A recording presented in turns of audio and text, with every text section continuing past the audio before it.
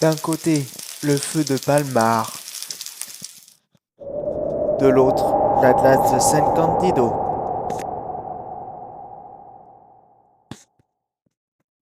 Pendant 20 ans, le bitu a dominé le tennis mondial. Mais un jour, en cette année 2024, Sin Caraz va tout démolir. Et du coup, ils ne laisseront plus la moindre miette aux autres joueurs. Certes, il y a encore Djokovic dans le bitchui, mais là, même lui n'arrive plus à tenir le duo infernal Alcaraz-Sinner. Donc, profitons de Novak Djokovic tant qu'il est encore temps. Et aussi, profitons de cette hégémonie omelette norvégienne du tennis, Sin Caraz. Et surtout, j'espère que vous avez très bien connu ces trois-là et j'espère qu'ils vous auront fait vibrer. En tout cas, Novak est encore là et c'est cool.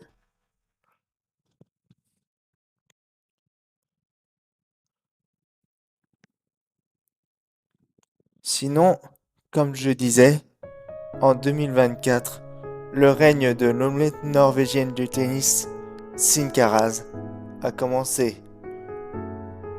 A commencé par le sacre de Sinner à l'Open d'Australie 2024, puis le sacre de Roland Garros d'Alcaraz en 2024, etc., etc.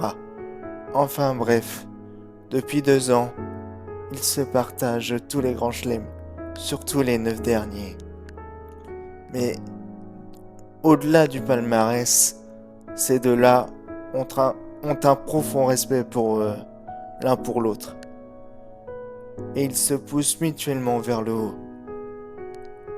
La question maintenant est de savoir est-ce qu'on les reverra à Indian Wells en 2026 ou à Miami? Et la question qu'on se pose tous, surtout, est-ce qu'on les reverra s'affronter cette année? Bon, en tout cas, je pense que oui, et je l'espère.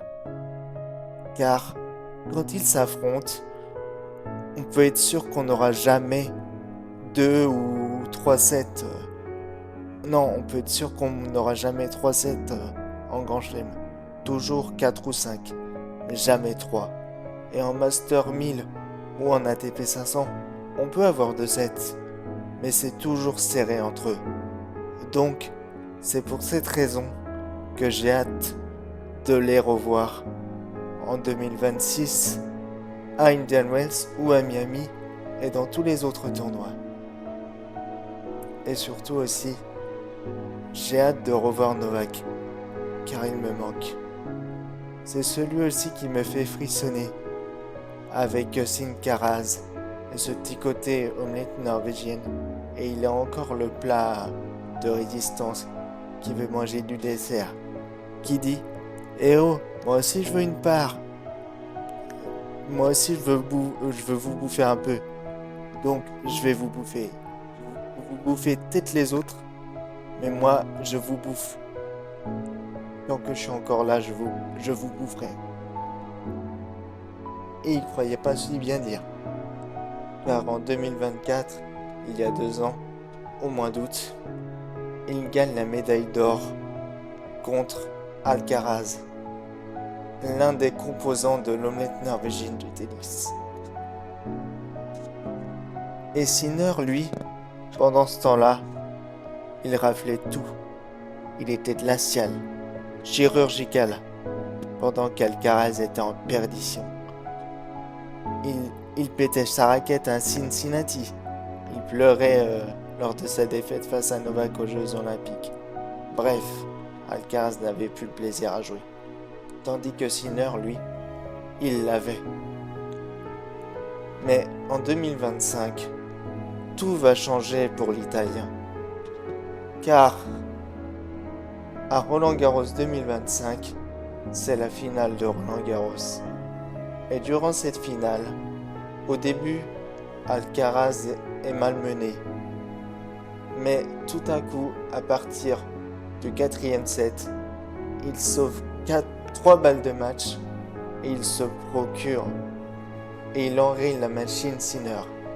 Et il se procure une balle de match sur un passing au super tie-break du 5e set. Et il le gagne 10-2. Donc autant vous dire que ce jour-là, j'étais pas spécialement devant ma télé, mais j'ai pu voir l'émotion d'Alcaraz qui était heureux de battre Sinner sur terre battue. Alors qu'au contraire, lui, l'Italien, il a été fragilisé par cette défaite. Sa carapace, enfin, son pergélisol a été fondu. Mais ce n'est pas ça qui l'a empêché, ce n'est pas ça qui l'a fait totalement fondre. Car il a réussi à se relever et gagner Wimbledon contre le même adversaire qui l'avait battu à Roland-Garros. Alcaraz, la meringue brûlante, en 4-7. 4-6, 6-4, 6-4, 6-4. En tout cas, en espérant qu'on aura cette fameuse rivalité pendant les 10 prochaines années et qu'elle dure longtemps surtout. On espère. Et en tout cas, ce que je peux vous dire, c'est que Alcaraz était avec son rival au tournoi de Doha. Mais ils ne se sont pas affrontés en finale. Car Sinner s'est fait battre à Doha 2026 en demi par Mensik, un Tchèque de 20 ans, un jeune Tchèque de 20 ans. Et pour le coup, c'était un sacré exploit de la part du Tchèque. Mais après on s'est dit, est-ce qu'on reverra la confrontation Sinner-Alcaraz en 2026 dans les prochains tournois qui vont arriver, comme par exemple le Double Sunshine avec Indian Wells et Miami. Moi en tout cas j'y crois et je l'espère de tout cœur.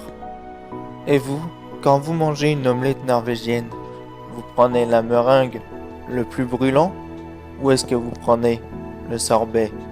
Donc en gros ça veut dire, est-ce que vous êtes plutôt team Sinner le givré ou Alcaraz de la meringue brûlante? Dites-moi dans l'espace commentaire sur YouTube quand j'aurai publié cette vidéo. On se retrouve sur les cours de tennis très bientôt. Ciao ciao, je vous aime.